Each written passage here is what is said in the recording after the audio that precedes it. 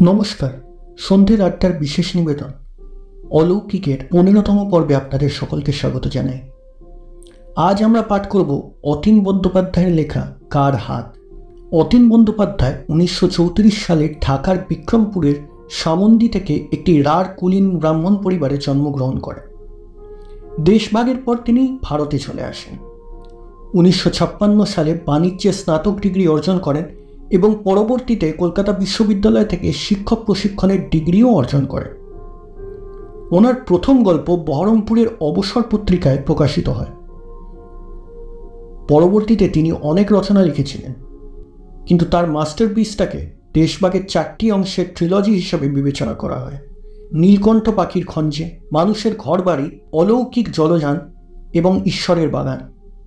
আরেক বিখ্যাত লেখক সৈয়দ মুস্তাফা সিরাজ নীলকণ্ঠ পাখির খঞ্জকে গ্রিক ট্র্যাজেডির সঙ্গে তুলনা করেছেন এবং এই গল্পটাকে বিভূতিভূষণ বন্দ্যোপাধ্যায়ের পথের পাঁচালীর সাথেও তুলনা করেছেন।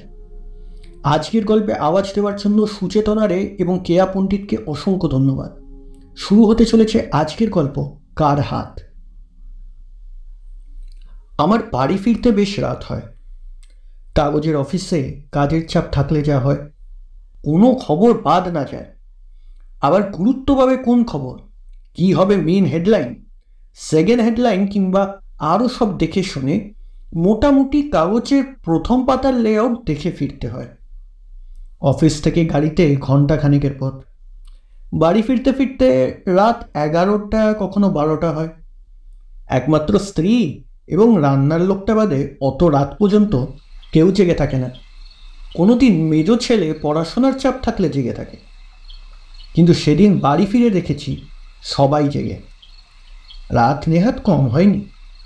দুপাশে বাড়িঘরের আলো নেমানো, শুধু রাস্তার আলো জ্বলছে, আর মাঝে মাঝে রাস্তার কুকুরগুলো এলোপাথারি দৌড়াচ্ছে, কখনো ঘেউ ঘেউ করছে। গেট খুলে দেয় রান্নার লোক। দরজায় ঢুকতে দেখি ছোট মেয়ে দৌড়ে আসছে। কাছে এসেই বলল, জানো মেজদা না সেই কঙ্কালটা নিয়ে এসেছে। বিস্ময়ের কিছু নেই, ডাক্তারি পড়তে গেলে ওসব লাগে। তবে বিস্ময় না থাকলেও মনের মধ্যে কেমন একটা খিঁচ ধরে গেল।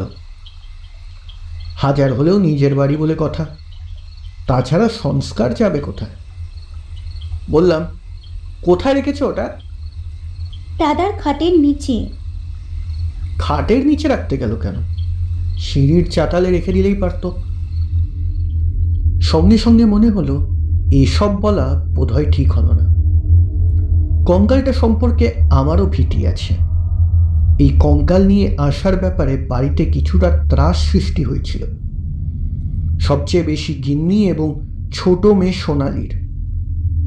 একদিন খেতে বসে সমীর কঙ্কালের কথা তুলতেই খাওয়া পাত থেকে সোনালি উঠে পড়েছিল। আর সময় পেলি না মেজদা? সমীর অবাক।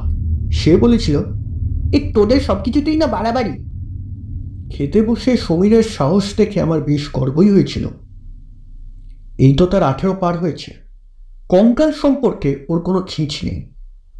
ডাক্তারি পড়তে গেলে ওসব থাকলে হয়ও না, কিন্তু তাই বলে খাটের তলায় রেখে উপরে সে ঘুমোবে ভাবতেও কেমন অস্বস্তি হচ্ছিল। যেন কিছুই না ব্যাপারটা। আমি জামা কাপড় ছেড়ে বাথরুমে ঢুকতে গেলে সোনালি ফের বলল, বাবা তুমি কঙ্কালটা দেখবে না? ওটা আবার দেখার কি আছে? স্ত্রী বলল, সমীরের ঘরে তুমি বরং আছো, ও একা থাকবে। সমীর বোধহয় দোতলার ঘর থেকে সব শুনতে পাচ্ছে। সে চিৎকার করে বলল, তোমাদের কি হচ্ছে? আমিও বললাম, ওটাতে তো আর কিছু নেই, ভয়ের কি? বাড়িটায় লোকের চেয়ে ঘরের সংখ্যা বেশি। এক এক ঘর এক একজনের। কেবল নিচের ডাইনিং স্পেসে রান্নার লোকটা শোয়। সোনালি নিজের ঘরে শুতে যায়নি, সে তার মার সঙ্গে শোবে বলে বায়না ধরে বসে আছে। একা একা কোনো ঘরে ঢুকছে না। আমি জানি এসব কুসংস্কার থাকা ভালো না। আসলে কঙ্কালটা আসায় বাড়িতে বেশ একটি ভুতুড়ে পরিবেশ যেন সৃষ্টি হয়েছে। এসব ভালো লক্ষণ না, সুস্থতারও লক্ষণ না। বললাম, চল কঙ্কালটা দেখি। আমি যাব না বাবা, তুমি যাও। সিঁড়ি ধরে উপরে উঠতেই দেখি সমীর উবু হয়ে বেতের ঝুড়ি থেকে একটা হাড় টেনে বের করছে। বোধহয় সে মিলিয়ে দেখছে সবগুলো হাড় ঠিক ঠিক সে পেয়েছে কিনা। আমাকে দেখেই হাড়টা তুলে বলল, বলো তো এটা কোথাকার হাড়?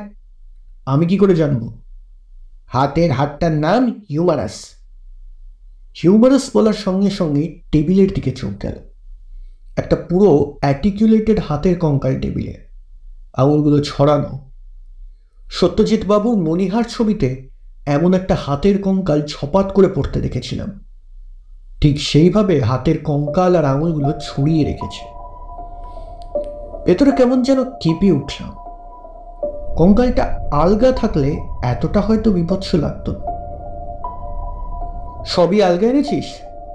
এ হাতটা কেন আবার জোড়া লাগানো? যা পাবো তাই তো আনবো, সোনালি নিচ থেকে বলল। দেখলে বাবা? দেখলাম তো, তুই আয় না, ভয়ের কি আছে? এই কথা শুনতেই সে ছুটে পালিয়ে তার মায়ের কাছে বোধহয় চলে গেল। সমীর হঠাৎ বলল, সোনা বড় জ্বালাতন করছে, মাও কেমন আমার ঘরে পা দিচ্ছে না বিকেল থেকে। বিষয়টা হালকা করে দেওয়ার জন্য বললাম, মানুষের সংস্কার যাবে কোথায়? কোথাকার কোন অপমৃত্যুর ফলে এটা হয়েছে কে জানে। গেরস্ত ঘরে এটা প্রথম প্রথম হয়, পরে সব ঠিক হয়ে যাবে। আসলে জ্যান্ত আস্ত কঙ্কাল তো। আরও কিছু বলতে যাচ্ছি না। ভূতটুতের আশঙ্কায় তোমার মা কেমন ত্রস্ত, থাকতে থাকতে দেখবে সব সয়ে গেছে। এটা চাই না বাবা। অবাক দেখি টেবিলের সেই কঙ্কালটা কেমন চকিতে কোনো নারীর সুন্দর সকল হাত হয়ে গেল এবং হাতে শাখা। আমি খুবই ঘাবড়ে গেছি। বদহজম হবে তবে। চোখ ঝাপসা হতে লাগলো। ভালো করে দেখতেই বুঝলাম ওটা কঙ্কালই, কঙ্কালের একটা হাত। তবু ওটা কেন দেখলাম? মনের গোলমাল হতে পারে। বের হয়ে আসার মুখে বললাম, কঙ্কালটা কি মেয়ে মানুষের? সমীর বলল, হ্যাঁ, কেন বলে তো? সঙ্গে সঙ্গে মনে হলো শীতের রাতেও আমি ঘামছি। তাড়াতাড়ি নিজেকে আড়াল করার জন্য সিঁড়ি ধরে নামতে থাকলাম। বেশি কৌতূহল প্রকাশ করতে পারছি না। আমি তো বাড়ির অভিভাবক। আমি যদি ঘাবড়ে যাই তবে আর সব যাবে কোথায়? দীর্ঘকালের সংস্কার থেকে এসব হচ্ছে, ছেড়ে ফেলা দরকার। স্বাভাবিক থাকার চেষ্টা করছি। বাথরুমে ঢুকে হাত মুখে ভালো করে জল দিলাম। নীলাভ আলোটা জ্বলছে বাথরুমে। কেন যে এমন দেখলাম? স্পষ্ট চোখের ওপর কোনো বিবাহিত নারীর হাত ভেসে উঠল কেন? বাথরুম থেকে বের হয়ে নিচে খেতে গেলাম। খাবার টেবিলে স্ত্রীর পাশে চেয়ারে বসে এটা ওটা এগিয়ে দিই। কি জানি কেন ওর হাতের দিকে আমার চোখ গেল। চোখ সরাতে পারছি না। আমি যে খাচ্ছি না, আমার স্ত্রী সেটা লক্ষ্য করে বলল, কি ব্যাপার, আমার হাতে কি দেখছো? কেমন বোকার মতো বললাম, না না কিছু না। কিন্তু ভেতরের খিঁচটা গেল না।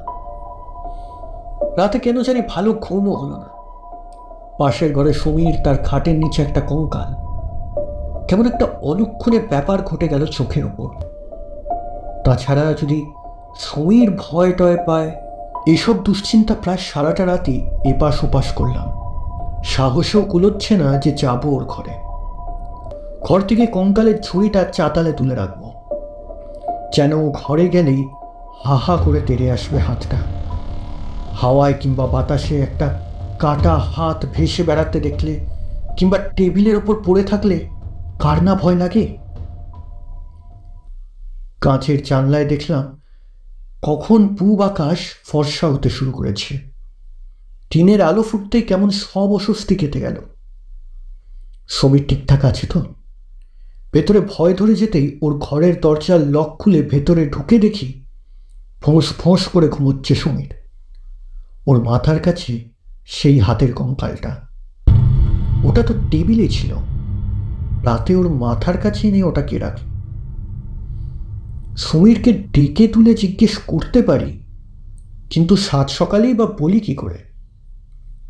এখনো অন্ধকার ভাবটা ভালো করে কাটেনি। আর এত সকালে তো আমি উঠি না। এই সব মনে হতেই খুব সন্তর্পণে ঘর থেকে বের হয়ে এলাম চোরের মতো।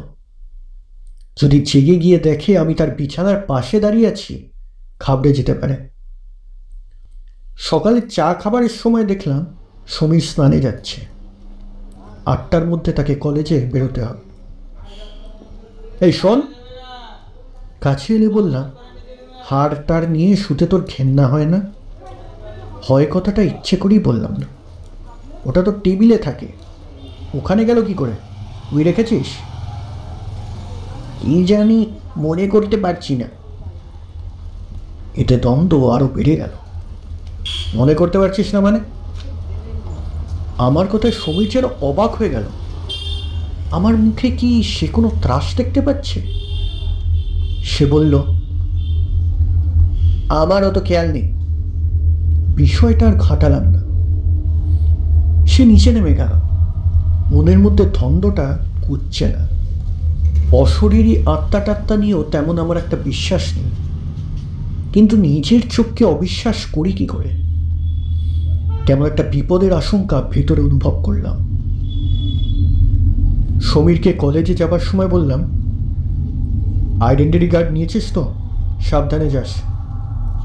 এসব কোনোদিন দেখি না কিংবা বলি না, কিন্তু আজ কেন যে বলতে গেলাম। আমাকে 4টে বেরোতে হয়। সকাল 10টায় সোনা বের হয়ে গেল, ওর মা বের হয়ে গেল 10:30টায়। এখন বাড়িতে আমি আর কাজের লোকটা। খুবই উচাটনে আছি। স্নান খাওয়া দাওয়া সব সেরে নিলাম। সবাই ভালোয় ভালোয় ফিরে এলে হয়। ওপরের ঘরে আর গেলামই না। গেলেই হাত দেখবো না কঙ্কাল দেখবো, এই আশঙ্কায় বেশ মিয়ে গেছে। বাবা বেঁচে নেই। অশুভ আত্মা সম্পর্কে তার একটা দৃঢ় বিশ্বাস ছিল। বাড়ি করার পর বাবা রক্ষাকালী পূজা করে গেছেন। মাস 3 ছিলেন, রোজই সকালে চণ্ডীপাঠ করতেন। এসবে নাকি বাড়ি থেকে অশুভ প্রভাব দূর হয়। তখন আমার ছেলেমেয়েরা ছোট ছিল, অত ওরা বুঝত না। কষ্ট না পান ভেবে আমরাও বাবার রক্ষাকালী পুজো এবং চণ্ডীপাঠ নিয়ে কোনো অবিশ্বাসের কথা বলিনি। এখন কেন জানি না মনে হচ্ছে বাবা বেঁচে থাকলে এ নিয়ে পরামর্শ করা যেত। আশ্চর্য, সোনা দেখছি লাফিয়ে লাফিয়ে বাড়ি ঢুকছে। খুব খুশি। ওর আজ বার্ষিক পরীক্ষার ফল বের হওয়ার কথা। আমার কিছুই মনে ছিল। ও এসেই আমাকে জড়িয়ে ধরল, বলল, বাবা আমি ফার্স্ট হয়েছি। এ তো খুবই সুখবর। 3 বছর ধরে আপ্রাণ চেষ্টা করে যাচ্ছে প্রথম হবার, কিন্তু হতে পারছিল না। ওর কি আনন্দ! আমার কি মনে হলো কে জানে, অফিসে ফোন করে জানিয়ে দিলাম আজ যাচ্ছি না। এমন সুখবর, কিন্তু মনের খিঁচটা আমার দূর হলো না। সমীর ফিরে না আসা পর্যন্ত যা সব দুর্ঘটনা ঘটে, তার উপর একটা হাতের কঙ্কাল এভাবে ভয় দেখালে কোনো অশুভ ইঙ্গিত থাকতে পারে এমন মনে হতেই পারে। এবং বারবার জানলায় গিয়ে দাঁড়ায়। ঘরে বসে থাকলে উৎকর্ণ হয়ে থাকে। হঠাৎ দরজায় শব্দ। দেখে গিয়ে ডাক পিয়ন, রমার চিঠি। বড় মেয়ে রমার চিঠি অনেকদিন পাচ্ছি না। চিন্তায় ছিলাম। চিঠিটা খুলে পড়তেই আরও অবাক। ওর বাবা দিল্লিতে বদলি হয়েছে, আসামে ছিল। সেখানে বিদেশি প্রশ্নে গণ্ডগোল, হানাহানি, অরাজকতা, কত কিছু চলছে বছরের পর বছর। বাড়িতে দুশ্চিন্তার অন্ত ছিল না। কি যে হালকা লাগছে। এই করে একসময় সমীর এবং তার মাও ফিরে এলো, এবং মনের মধ্যে যে খিঁচ ছিল সেটা একেবারেই উবে গেল। অশরীরী আত্মার প্রভাব তবে বাড়িতে কোনো অমঙ্গল ডেকে আনে। এরপর বেশ কটা দিন কেটে গেছে। কঙ্কালটা নিয়ে আমাদের মধ্যে যে ত্রাস ভাব ছিল সেটাও কেটে গেছে। অনেকদিন বিছানা তুলতে গিয়ে দেখা গেছে ছোটখাটো 2-1টা হাড় পড়ে আছে সমীরের বিছানায়। আসলে সে বিছানায় শুয়ে পড়তেই ভালোবাসে। প্রথম বছরটা ডাইসেকশন আর হাড়ের নাম মুখস্থ করতে করতেই বুঝি কেটে যায়। পড়তে পড়তে কখন ঘুমিয়ে পড়ে সে নিজেই টের পায় না। হাড়গোড় বিছানায় পড়ে থাকলেও এ নিয়ে কেউ আর কোনো শোরগোল তোলে না। তবে ওর মা চান টান করে পারতপক্ষে এখনো সমীরের ঘরে ঢুকতে চায় না। আমি আবার স্বাভাবিক, ওটা মনের ভুল ভেবে বিষয়টাকে হালকা করতে চেয়েছি। বাড়ির কুকুরটা আগে আমার ঘরে শুতো, এখন সমীরের ঘরে শোয়। একদিন কুকুরটা সমীরের ঘরে শুয়েছে কিনা উঁকি দিতেই দেখি যেখানে কুকুরটা শুয়ে থাকে তার পাশেই সেই হাত, কিন্তু এবার একেবারে ন্যাড়া, হাতে শাখা নেই। সমীর ঘুমিয়ে আছে, ছুরিতে কঙ্কালের তাঁতগুলো যেন আমাকে ভেঙচি কাটল। গাটার সঙ্গে সঙ্গে ফুলে উঠল। কি করব বুঝতে পারছি না। কুকুরটা আমার পায়ের শব্দে জেগে যেতেই দেখলাম হাতটা আবার কঙ্কাল হয়ে গেছে। আমি দাঁড়াতে পারছিলাম না। আমি ঠিক আছি কিনা ভেবে নিজেরই গায়ে চিমটি কাটলাম। না, এটা আমি নিজেই নিজের চোখে দৃশ্যটা দেখলাম। আর পরের দিনই একটা দুঃসংবাদ পেলাম। আমার এক খুড়তুতো বোন আত্মহত্যা করেছে। ঘুমের ওষুধ খেয়ে আত্মহত্যা। হাত ন্যাড়া, ঠিক বিধবার হাতের মতো সাদা ফ্যাকাশে। আগে যেটা দেখেছিলাম একজন যুবতীর হাত, এবারে দেখলাম খুব শীর্ণকায়। তবে এই অশরীরই কি আমায় অশুভ বা শুভ কিছু আগে থেকেই জানিয়ে দিচ্ছে? একদিন রাতে বাথরুমে যাচ্ছি, দেখলাম সেই বিধবা হাত আবার মেঝেতে পড়ে আছে। সারা রাত আমার ঘুম হলো না। খেতে বসে খেতে পারলাম। আমার বউ ঠিক টের পেয়ে বলল, তোমার কি হয়েছে? মাঝে মাঝে তুমি কেমন হয়ে যাও। আমি তো বলতে পারি না। বাড়িতে কঙ্কালটা যেমন এসেছে তার সঙ্গে সেই অশরীরী আত্মাও হাজির। পর পর 3 দিন দেখার পর নিজের ভ্রম বলে স্বীকার করি কি করে? সকালে বারান্দায় পায়চারি করছিলাম। একবার ইচ্ছে হলো বলি, সমীর তুই এটা ফেরত দিয়ে আয়। কিন্তু বলি কি করে? আমি প্রবীণ মানুষ।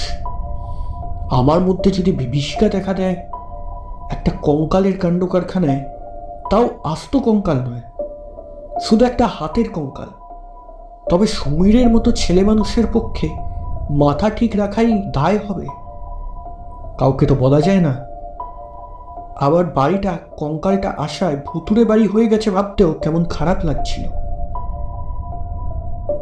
অমঙ্গলের আশঙ্কায় খুবই ঘাবড়ে গেছি। বড় ছেলে বাইরে থাকে, যদি কিছু হয়। সকালেই ট্রাঙ্ক কল করলাম, পেয়েও গেলাম। না, পরমেশ ভালোই আছে। আর কি হতে পারে? এইসব 7-5 ভেবে কুল কিনারাই করতে পারছিলাম না। কারণ যে কোনো মুহূর্তে যা কিছু অঘটন আছে সব ঘটতে পারে। কাজেই ভিতরে স্বস্তি পাচ্ছি না। ছেলে কলেজে গেল, স্ত্রী স্কুলে চলে গেল, সোনাও স্কুলে। এখন বাড়িতে বসে থাকা শুধু অপেক্ষায়। অনেকগুলো খবরের কাগজ আসে, সব দেখা দরকার। আমরা কোন খবর মিস করলাম, কিংবা কোন কাগজ কি খবর মিস করলো, আমাদের হেডিং স্ট্যান্ড কতটা, এসব দেখার একটা অকুলতা থাকে। কিন্তু কিছুতেই খবরের কাগজগুলোতে মনোসংযোগ করতে পারছিলাম না। এই বুঝি কলিং বেল টিপে কেউ কোনো দুঃসংবাদ দিতে এলো। ভিতরে গুটিয়ে আছি কেমন। না, দিনটা ভালোই ভালোই কেটে গেল। রাতে ফিরে এসেও দেখলাম সব ঠিকঠাক আছে। কেবল একটা সংশয় মনের মধ্যে, কঙ্কালটা সত্যি কোনো নারীর কিনা। সমীর এমনিতেই বলতে পারে, কিংবা একটা মানুষের সবকটা হাড় না কারো হাড় মিশে গেছে। কিন্তু এইসব কথা তো গুরুত্ব সহকারে বলা যায় না। যেভাবে আমি বারবার কঙ্কালটা নিয়ে প্রশ্ন করছি, তাতে সমীর ভাবতে পারেই আমি ভালো নেই। সুতরাং ও ডাইসেকশন রুমের কথা নিয়ে আলোচনা শুরু করলাম। সমীর বলল, এবারের বডিটা ভালো পেয়েছি। তারপর আরও 2-1টা কথা বলার পর বললাম, এটা মেয়ে ছেলের কঙ্কাল বুঝলি কি করে? ডোমকি এসে বলে দিয়ে গেছে? বলে দেবে কেন? মেয়ে ছেলেদের স্যাক্রাম আলাদা রকমের, পিউপিসের গঠনও আলাদা। সুতরাং এরপর আর কি বলি, তবে ওটা যা দেখি ভিডোবাড়ি হাট, ন্যাড়া এবং ভয়াবহ রকমের কুৎসিত। রাতের বেলা হঠাৎ সমীর সেদিন চিৎকার করে উঠল, বাবা বাবা বাবা, দেখো এসে কি করছে কুকুরটা। একটা দাপাদাপির শব্দ পাচ্ছিলাম। ছুটে ভেতরে যেতেই শরীর হিম হয়ে গেল। কুকুরটা মুখ ঘষছে মেঝেতে, মুখ ঝাড়ছে আর পাগলের মতো মুখ থেকে কি যেন ছেড়ে ফেলতে চাইছে। ভয়ে সমীর খাটের ওপর দাঁড়িয়ে আছে। সোনা এদিকে কান্না ঝুড়ে দিয়েছে। কুকুরটা কোনো শব্দ করতে পারছে না। কিছুক্ষণের মধ্যেই দাপাতে দাপাতে মরে গেল। আমার মুখ থেকে শুধু একটাই অস্ফুট শব্দ, আমি তবে ঠিকই দেখেছি। সমীর একদিন বলল, মনে হয় ওটার কৃমি টিমি হয়েছিল বাবা।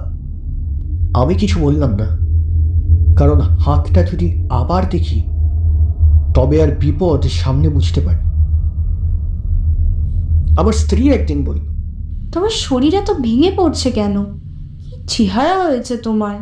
বললাম, বাহ, বয়স হয়েছে না, এ বয়সে আর চেহারাতে চিকনাই আসবে কি করে বলো। সেদিনই রাতে বাথরুম যাব বলে বের হয়েছি। 0 পাওয়ারের আলো জ্বালা থাকে ঘরে। রাস্তার আলোগুলো দেখা যায়। বাড়িটার বড় বড় জানলা সবই কাঁচের। বাইরের সব কিছুই দেখতে পায়। মনে হলো গভীর রাতে কোনো যুবতী হাতে টিনের সুটকেস নিয়ে একটা প্ল্যাটফর্মে দাঁড়িয়ে আছে। আমার বড় চেনা, ঠিক সুষমার মতো, ধীরে ধীরে আমার বাড়ির দিকে হেঁটে আসছে। এত রাতে? গাড়ি লেট থাকলে হতেই পারে, কিন্তু একা? সুষমা কবেকার শিখবে। আমি দরজা খুলে দিতে নিচে নেমে, কিন্তু দরজা খুলে দেখলাম কেউ নেই। গেট খুলে বাইরে বের হয়ে দেখলাম সব ফাঁকা। গেট খোলার আওয়াজে সোনা, সমীর, ওর মা এবং কাজের লোকটাও জেগে গেল। কে গেট খুললো? কে কে?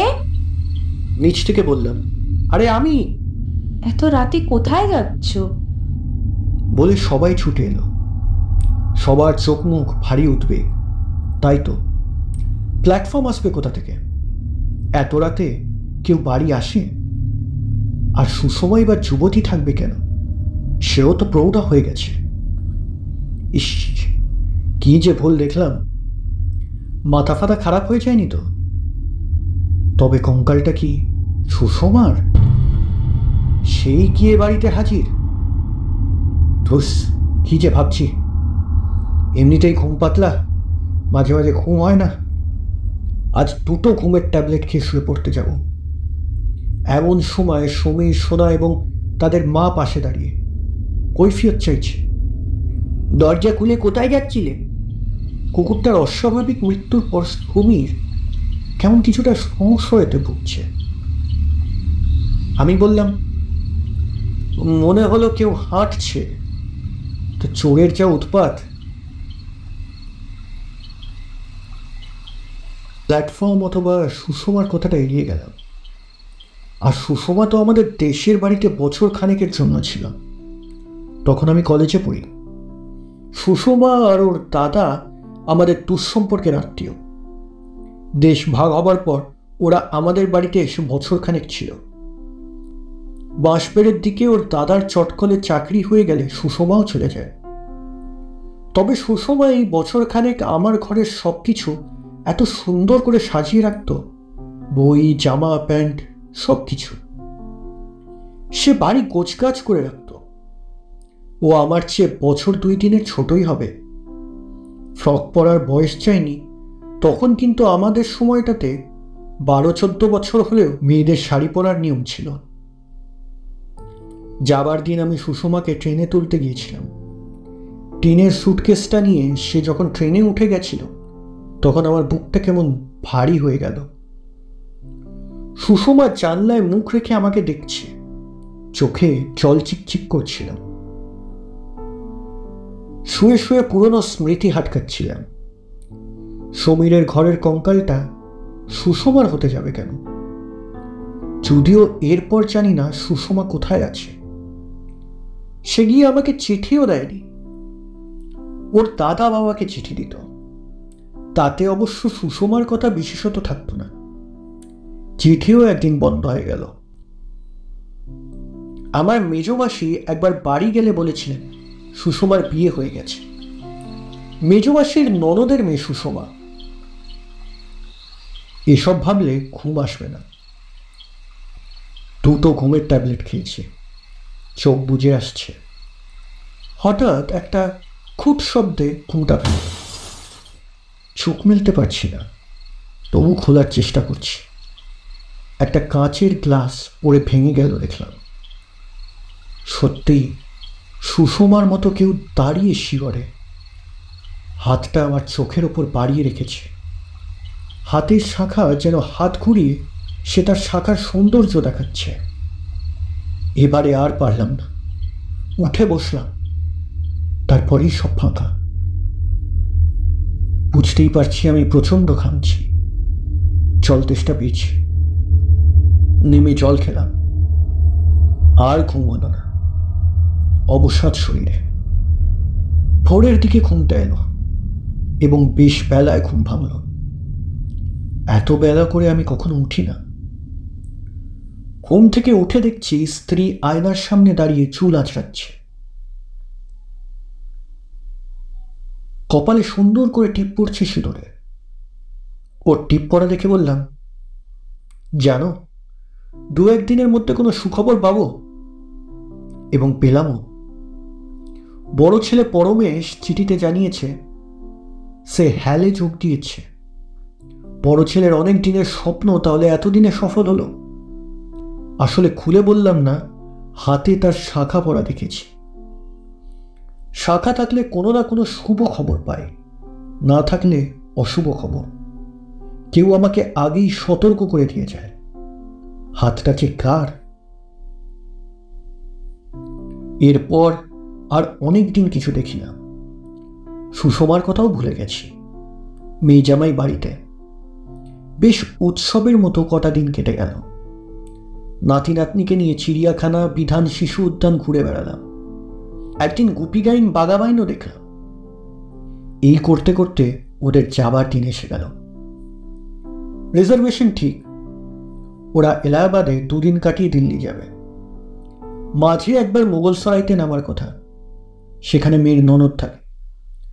যাবার সময় আত্মীয় স্বজন সবাইকে দেখে যাবার ইচ্ছা তাদের। দেখতে দেখতে যাবার দিন এসে গেল এবং সেদিন রাতে খেয়ে বসে আবার সেই কঙ্কালের ন্যাড়া হাত বারান্দায় পড়ে আছে দেখতে পেলাম। আবার চমকে গেলাম। এটা দেখলেই টের পাই কোনো অশুভ ইঙ্গিত আছে এর মধ্যে।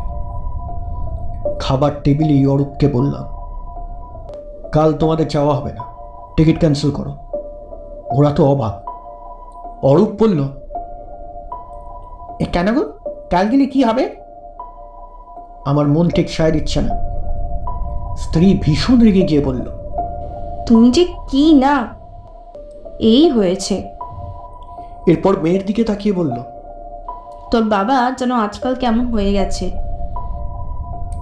আমি শুধু বললাম যাওয়া হবে না বলে টেবিল থেকে উঠে গেলাম।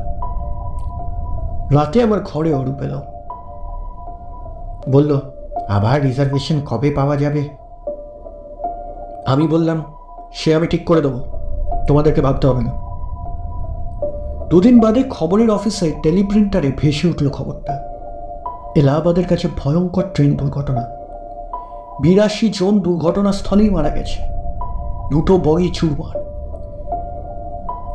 এবং বগির নম্বর ট্রেন মিলিয়ে বুঝতে পারলাম এই কামরাতেই ওদের থাকার কথা ছিল। অবশ্য এসব খুবই রহস্যজনক ঘটনা, কাউকে খুলে বলাও যায় না। স্ত্রী বলল, তুমি কি সব আগাম দেখতে পাও? জানি না। পথে খবর নিয়ে জেনেছি সুষমা স্বামীর ঘর থেকে 5-7 বছর আগে কোথাও চলে গেছে। তার কোনো খোঁজ পাওয়া যায়নি।